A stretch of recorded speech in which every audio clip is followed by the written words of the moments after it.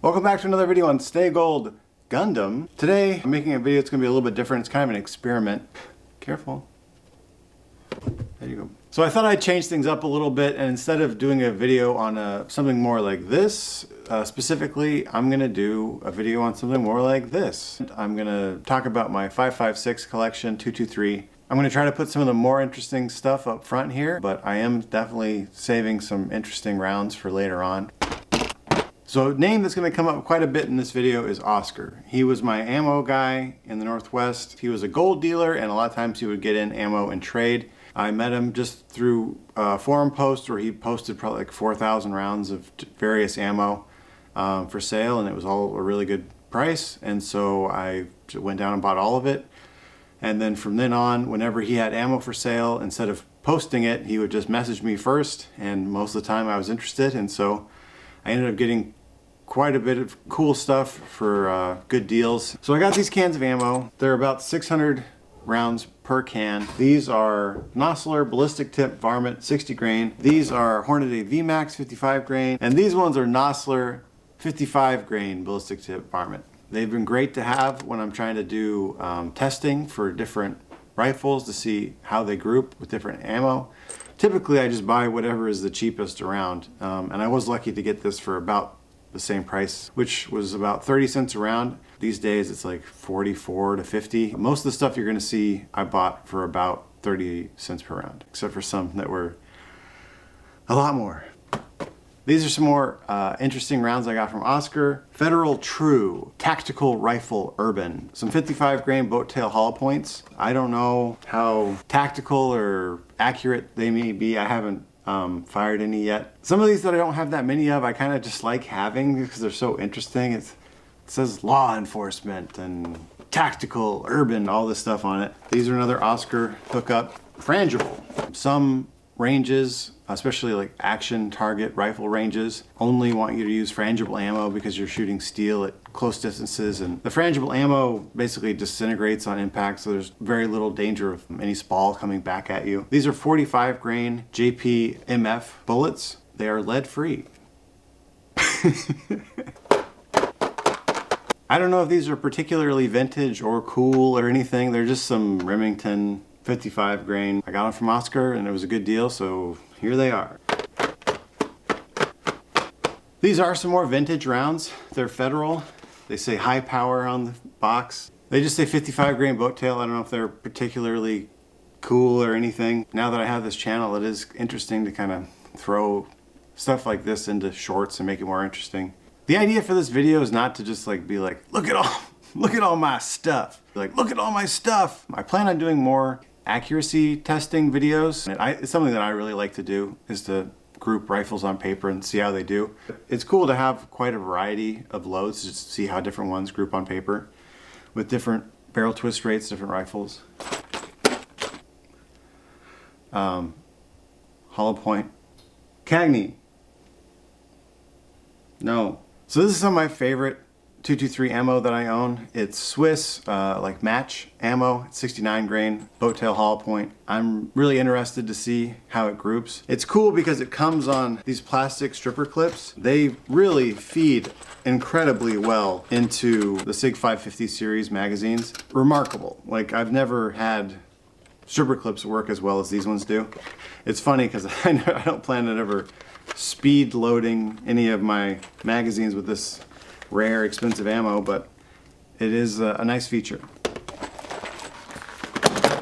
That's Swiss ammo I was able to pick up from JDI. This is more Oscar ammo, some Tula 75 grain steel cased. Haven't found an occasion to use this quite yet, but it'll be another cool testing point. This Tula ammo has always been great for me.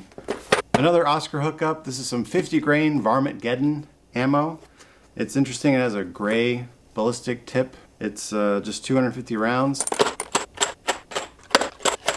This is some PMC X-Tac, which is just their loading of M855 62 grain steel core. This I got actually for free when I bought the 249S, so pretty sweet deal. This is another box of 150 rounds of M855. This is American Eagle. I don't use a lot of steel core ammo because I generally shoot steel targets and they can put little divots into the target. This stuff generally just sits around. Not bad to have on hand.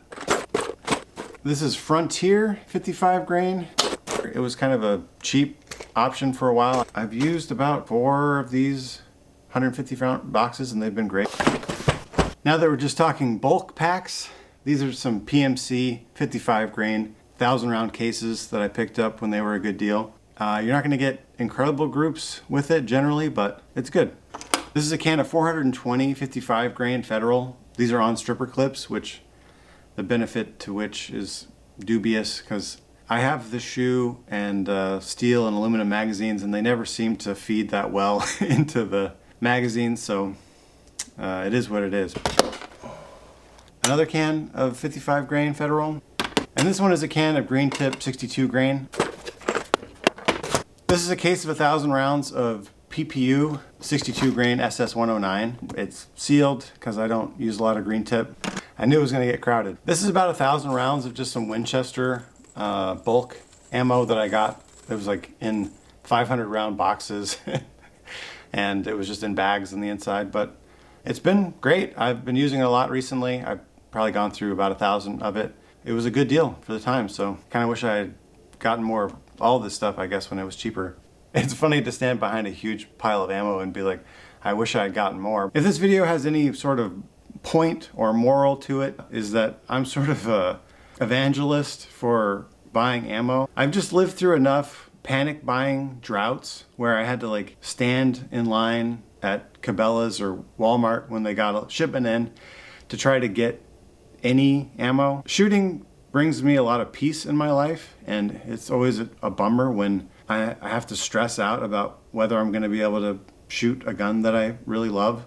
Ammo is really potentially even a better investment than firearms because it's steadily going up all the time. Gun prices fluctuate to an extent. They don't necessarily appreciate at like a level anywhere close to inflation. So you're not, even if you can get your money back, your money's not worth what it once was. And at the same time, when you have money sitting in the bank, it's getting less and less valuable too. This might sound like me coping because I have all this money tied up in ammo, but I do go through quite a bit. Everything that's sitting on the table right now, there could be a twice as large pile, but that I've already used.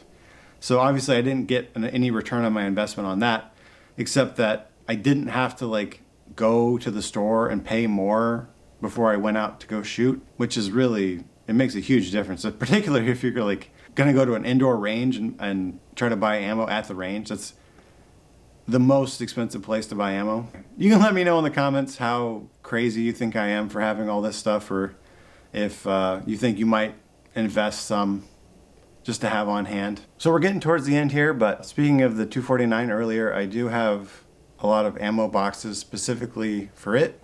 Soon after getting the rifle, I found a guy on Gunbroker that was selling 10 of these 200 round boxes and 2,400 links. I got it for a good deal, and I discovered I had a new favorite hobby, and that was what I call tactical crocheting. And so I just sat and linked up 2,000 rounds of 223.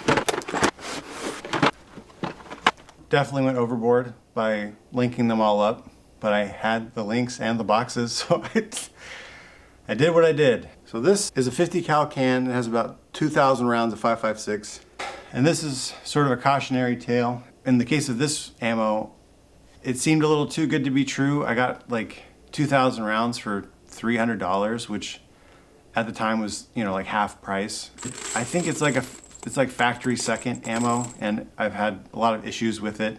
It still was an okay deal just for like components, but ultimately it was not the great deal that I hoped that it was. And all the deals that I've done, this is kind of the only time I ever got burned. If you do buy ammo privately, just, you know, give it a good look over, make sure that looks all legit. Sometimes it can work out in your favor not to check. One time I bought a bunch of 7.62 by 51, and the guy mistakenly sold me a bunch of 7.62 by 25. They were 50 round boxes instead of 20 round boxes, and so the price per round was way cheaper than it would have been. And so by not looking it over, it worked in my favor that time because I got that ammo that I wanted for a better price. That's just a random anecdote. There are several websites online that'll tell you what stores have certain calibers for sale for like price per round. Usually they don't factor in how much the shipping is, but you can kind of like get a feel for that as you get more experience. I've used GunBot, AmmoSeek, WikiArms. They're all reasonably good at giving you an idea of what the cheapest price per round is. So that's what I do to get deals on stuff like this PMC. But by gauging what things are going for, that's when I'm looking on forums or classifieds or whatever. If people are selling ammo, I try to, make sure that I'm getting a better deal than I could get online of just buying brand new ammo. To make this at all about guns, I'm gonna go through quickly all the rifles that I have in 223, 5.56. Magnum Research Import Galil ARM, FN FNC, FN FS 2000, SIG 553 SB, SIG 553 LB, Valmet M71, Valmet M76, SIG 550 1SP, SIG PE90, FN 249S, FN SCAR 16S, AR-15. If you made it this far, I really appreciate you're the diehards. A lot of my videos don't get viewed past the first couple minutes. A lot of that I think is because I'm mostly a shorts channel. Thanks for watching, and as always, stay gold. Gun. Hornady, Hornaday, however you say it, I'm not sure. Bullets, Hornady. That's pretty obvious because it's A-D-Y, not D-A-Y. I've threatened to make a video. Ammo has become and instead of gun, so I thought he was a, I don't really, I mean, I can get into his, and of course then I've 60 grand, no, 50